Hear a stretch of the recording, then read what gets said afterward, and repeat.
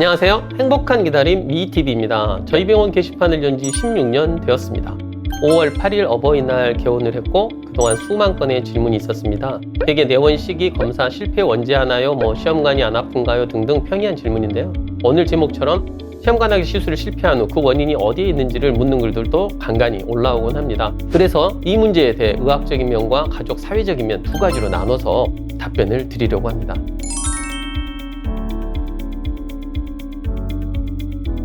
이 질문은 사실 제 이전 영상에서도 여러 번 간간히 설명드린 적이 있습니다. 큰 맥락만 말씀드리면 일단 대개의 원인은 돌연변이적인 염색체 이상에 의해 배아가 발달 과정에서 스스로 도태되어 버리는 것입니다.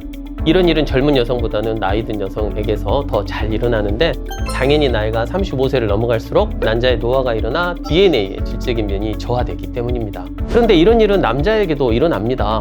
나이가 비교적 많고 흡연이나 음주를 하시는 분, 과도한 스트레스나 육체적인 피로가 심한 경우, 장염이나 류마티스 관절염, 심한 당뇨 등의 기저질환이 있는 남성에게도 여자들처럼 DNA에 문제가 일어날 수 있습니다. 두 번째로 받아주는 자궁에 문제가 있을 수도 있겠죠. 이걸 수용성이라고 저희는 표현하는데요. 수용성은 두 가지 측면, 즉 혈관 발달과 기질의 발달 두 가지 모두 중요합니다.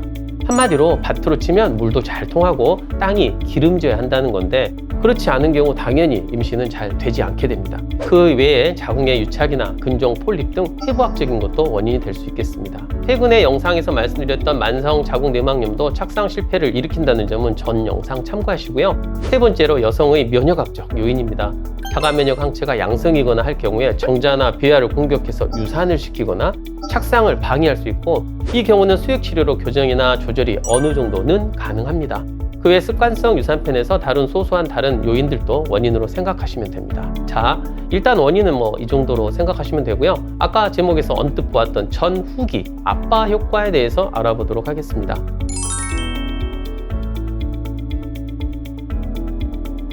우리가 예전에는 정자가 단지 아빠 쪽 DNA를 전달하는 역할만 한다고 생각했지만 현재는 정자 내에 들어있는 중심체라는 것이 난자와 결합한 후 난자 내에서 정상적인 수정 과정과 염색질의 발달에 중요한 역할을 한다는 것이 밝혀져 있습니다. 그리고 그 외 여러 정자에서 기원한 물질들이 정자와 난자의 합체, 수정, 배아 발달에 관여하기 때문에 이제는 여성 측의 원인으로만 보이던 여러 문제에 대해서 남성 측 요인은 아닌가 하고 고민해봐야 하는 상황입니다. 지금 나오고 있는 영문 토픽을 보면 시험관하기 시술 케이스의 약 50%는 남성 측 요인의 원인이 있기 때문에 유전적, 후성 유전적 이상이 남성 난임뿐 아니라 체외 수정 결과에 미칠 수 있는 잠재적 영향을 고려하는 것이 중요하다고 주장하고 있습니다. 즉, 수정 후 수정란이 생기고 초기 하루 이틀 분열 과정에서 정자에서 제공하는 여러 물질이 제 역할을 못하면 수정은 잘 되었다고 해도 결국 2, 3일 배양까지 가지 못하고 도태되게 되는데 이를 초기 부성 효과라고 하고 3일까지는 잘 가는데 4, 5일째 갑자기 분열이 나빠지면서 배아의 질적인 면이 현저히 저하되면서 도태되거나 착상에 이르지 못하게 되는 것을 후기 부성 효과라고 합니다.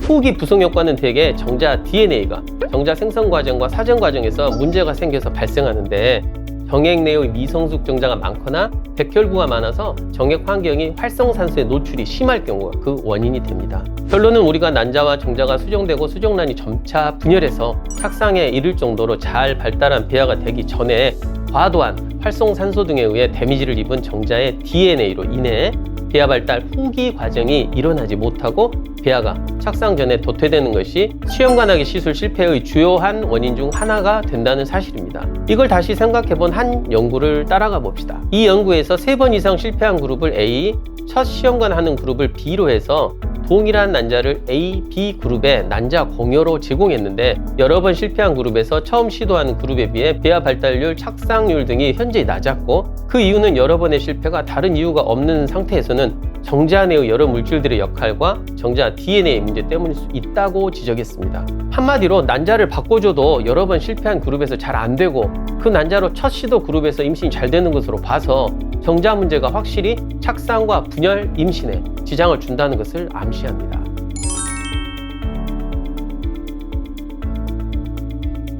남편의 경우 활성산소의 원인을 차단해야 합니다. 활성산소는 미성숙 정자의 세포질이나 정액 내의 백혈구에서 생성됩니다.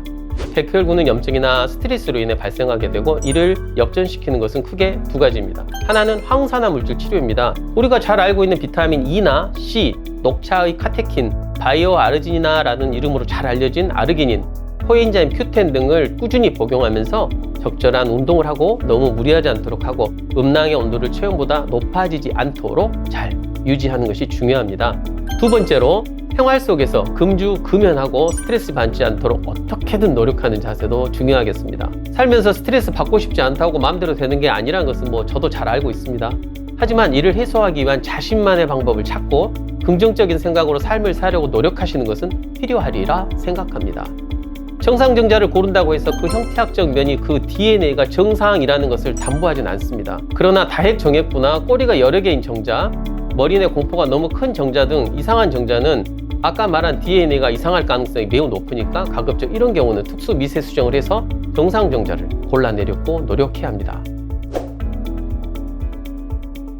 오늘은 시험관 실패의 모든 이유가 여성의 문제인지에 대해 알아보았습니다. 여성은 난소, 자궁 등 해부학적으로 비교적 명료하게 보이는 부분에 대한 문제가 발견되기 쉽고 난자 채취 개수 등도 직관적으로 쉽게 많다 적다 이렇게 평가가 가능하지만 정액 내의 정자는 너무 미세한 경이고 정액 검사가 검사 기준치 하한선만 넘으면 기능을 하는지에 대한 평가 없이 정상 이렇게 해버리기 때문에 문제가 많습니다. 하지만 오늘 말씀드린 내용대로라면 난자와 정자의 결합, 그 수정 과정, 배아의 분열 및 착상 과정에서 전기 후기 부성 효과로 인해 수정 및 분열 정지, 착상 실패가 얼마든지 일어날 수 있기 때문에 남편 역시 항상 자신의 건강에 관해 관심을 가지고 시험관하기 시술 뿐 아니라 자연 임신에서도 확률과 가능성을 높이기 위해 여러 노력을 해야 할 것으로 생각됩니다.